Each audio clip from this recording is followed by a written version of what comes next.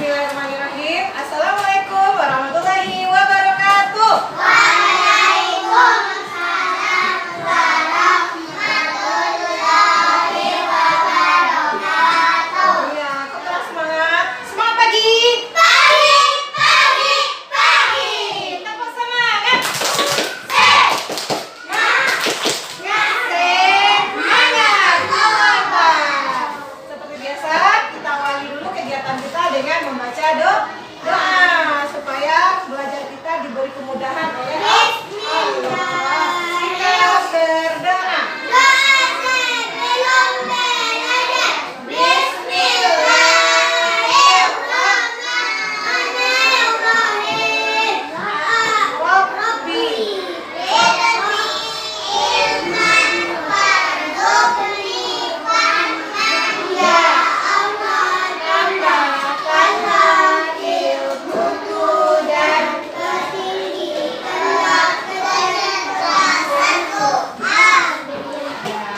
Anak-anak Ustazah, siapa hari ini yang tidak ada, sayang? Oh iya, izin. Ya, karena ada sesuatu hal, Revan sama Seza juga izin. Seza dia kepada, Revan dia sakit. Mudah-mudahan teman kita yang sakit cepat sembuh ya, supaya kita bisa berkumpul di sekolah. Ya, Ustazah, pada sebelum ini kita sudah belajar tentang sila-sila dalam Pancasila. Masih teringat? Masih teringat nggak? Nah, sila pertama. Sila kedua. Lomba-lombai. Tiga. Empat kepala banteng. Sila kelima. Ya, semuanya terdapat di dalam. Ya, di dada burung Garuda. Di dada burung Garuda ada perisai. Perisai ini artinya pertahanan rakyat Indonesia. Di dalam perisai itu ada 5 sila Pancasila yang pernah kita pelajari. Yang pertama simbolnya bintang. Bunyi silanya ketuhanan. 2, lambangnya bunyinya 100 enggak ya? Yang ketiga lambangnya beringin. Persatuan Indonesia. Yang keempat yang kepala banteng. Bunyi silanya kerakyatan yang dipimpin kebijaksanaan dalam permusyawaratan. Yang kelima padi dan kapas 100 enggak? Keadilan sosial bagi seluruh rakyat Indonesia. Nah, hari ini kita belajar tentang pengamalannya. Pengamalan sesuai dengan sila-sila dalam Pancasila. Ada yang tahu apa itu pengamalan? Pengamalan itu pengamalan itu artinya penerapan dalam kehidupan kita sehari-hari. Kegiatan yang kita lakukan sesuai dengan sila-sila Pancasila. Seperti yang saya bawa ini. Belum. Nah, ini yang sila pertama apa bunyi silanya? Ketuhanan yang Maha Esa. Nah, contoh pengamalannya itu contoh pengamalannya yang pertama bersyukur kepada Allah. Dengan cara apa kita bersyukur? Dengan sholat, berbanyak berdoa, berzikir. Siapa ada sholat? Sholat subuh. 1, 2, 3, 4, 5, 6, 7. Iya, ada sholat subuh.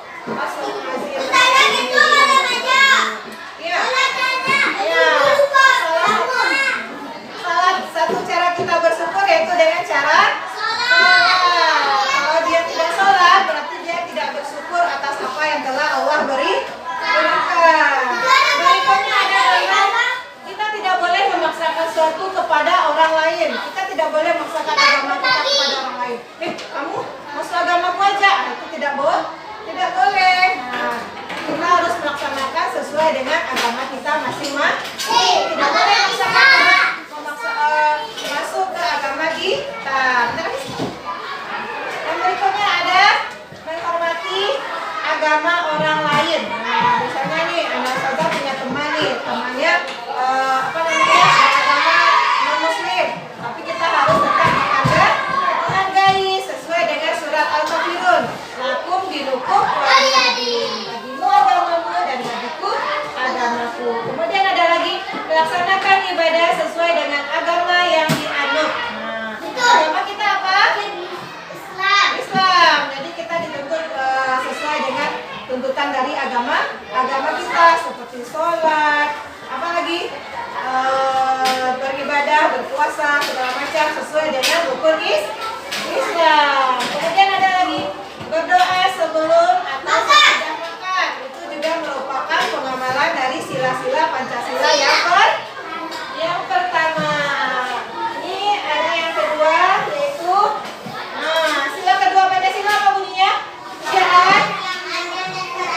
Iya, ini artinya kalau kita diajarkan supaya mencintai saudara kita satu sama lain. Nih, seperti membantu korban bencana alam, tidak berbuat kasar kepada orang lain. Nah, ayo, siapa yang sering berbuat kasar? Kalau dalam bercanda, bermain, kita tidak boleh berbuat kasar. Misalnya nih, anak saudara lagi belajar sama-sama, bukunya dilempar, itu candanya kasar kan? Nah, itu candanya kasar. Itu seperti itu tidak boleh. Ada lagi bersikap sopan kepada orang tua. Ada dilaksanakan? Ada. Misalnya nih, diantar ke sekolah atau sampai di rumah, bersalaman kepada orang tua. Kemudian membantu adik belajar. Ya. Kemudian ada lagi menolong teman yang kesulitan. Siapa yang membantu teman yang kesulitan? Ya, sudah dicatat sama Allah. Ya, sebagai pahala atau amal kebaikannya. Kemudian ada lagi yang ketiga. Apa bunyi silanya? Persatuan Rakyat Indonesia. Ya. Yang ketiga bunyi silanya itu Persatuan Indonesia. Nah, di dalam sila ketiga Pancasila ini kita diajarkan atau kita diajak mencintai negara Indonesia.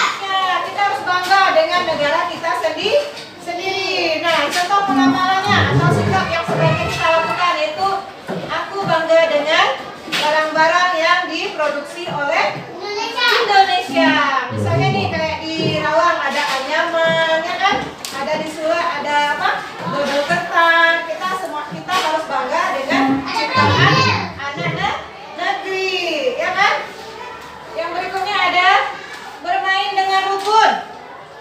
Nah, saudara sudah lihat, alhamdulillah di kelas ini semuanya anak-anaknya rukun, baik semuanya. Ya. Kemudian ada lagi bermain tidak membeda-bedakan suku dan agama. Iya. Kalau kita bermain kita tidak boleh membedakan suku dan agama. Misalnya nih, oh nggak usah main sama itu orang itu gendut. Nah, misalnya, oh nggak usah main sama itu dia orang Minang misalnya. Nah itu tidak boleh kita beda-bedakan. Kita harus semuanya harus sama bermain dengan bersama-sama. Nah, apa itu? Nah, berikutnya ada mengikuti upacara bendera. Nah, karena kita masih pandemi, jadi kita belum melaksanakan upacara bendera. Kemudian melestarikan budaya daerah. Nah, masing-masing daerah kita seperti di mana? Di Biak, di Tanjung Pau, di Sungai Penuh, semuanya punya budaya masing-masing, punya bahasa masing-masing. Itu harus kita lestarikan, ya kan? Nah, namun kalau untuk menyatukannya kita tetap menggunakan bahasa Indonesia sebagai bahasa persatuan. Kemudian yang keempat. Nah, yang keempat, sila yang keempat apa bunyinya? Kerakyatan yang dipimpin oleh hikmat kebijaksanaan dalam permusyawaratan perwakilan. Itu artinya dalam sila keempat ini kita diajarkan atau kita diajak untuk bermusyawarah untuk menyelesaikan masalah Enzo bertengkar dengan Lesta. Dia bertengkar. Nah, untuk menyelesaikan masalah orang berdua ini kita harus dengan cara musyawarah. Kita selesaikan, kita bicarakan bersama-sama apa sih masalahnya, kemudian kita pecahkan masalahnya sebagai solusi. Tidak ada pihak yang dikalahkan atau tidak ada pihak yang kita menangkan. Nih, contoh-contohnya nih, menyampaikan pendapat. Nah, berpendapat, Ustazah, bagaimana kalau kelas kita seperti ini? Nah, itu menyampaikan pendapat. Kemudian menerima hasil musyawarah dengan lapang dada. Iya. Kemudian musyawarah adalah memilih ketua kelas. Misalnya. Iya. Berikutnya ada lagi contohnya berdiskusi atau kerja kelompok. Nah, berikutnya juga saling menghargai pendapat orang lain. Nah, itu contoh-contoh pengamalan dari sila keempat Pancasila. Kemudian yang terakhir, sila keberapa yang terakhir? 5. Ya, sila kelima Pancasila. Apa bunyi sila kelima Pancasila? Apa bunyinya? Keadilan sosial. Ya, apa kira-kira lambangnya ya? Iya, apanya lambangnya adalah padi dan kapas. Oh, sabar. Nah, dalam sila kelima Pancasila ini kita diajarkan atau kita diajak untuk berbuat adil terhadap sesama. Kita tidak boleh egois, ya kan? Tidak boleh menang sendiri. Nih, contoh-contoh sikapnya. Tidak berbuat curang kepada orang lain. Boleh berbuat curang, ya kan? Kemudian tidak boros dan suka menabung. Nah, Ustazah sudah suka menabung kan? Yang berikutnya, bergotong royong membersihkan kelas. Seperti kemarin nih, ketika Ustazah datang ternyata Ustazah sudah bergotong royong membersihkan kelas. Itu merupakan pengamalan sila kelima Pancasila. Hebat. Kemudian menghargai hasil karya orang lain. Iya, lanjutnya. Contoh yang berikutnya itu melaksanakan hak dan kewajiban secara seimbang. Ya, ini adalah contoh-contoh pengamalan dari sila-sila Pancasila.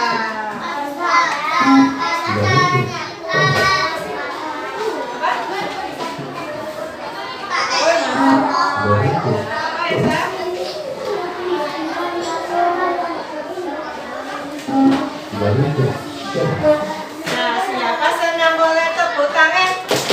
Siapa senang boleh tepuk tangan? Siapa senang itu boleh melakukannya untuk kita tepuk tangan. Siapa senang boleh duduk siap?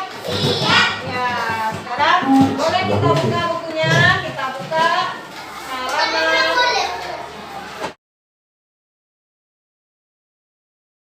Pembelajaran kita hari ini telah berakhir. Terima kasih anak Ustazah sudah melaksanakannya dengan sangat baik.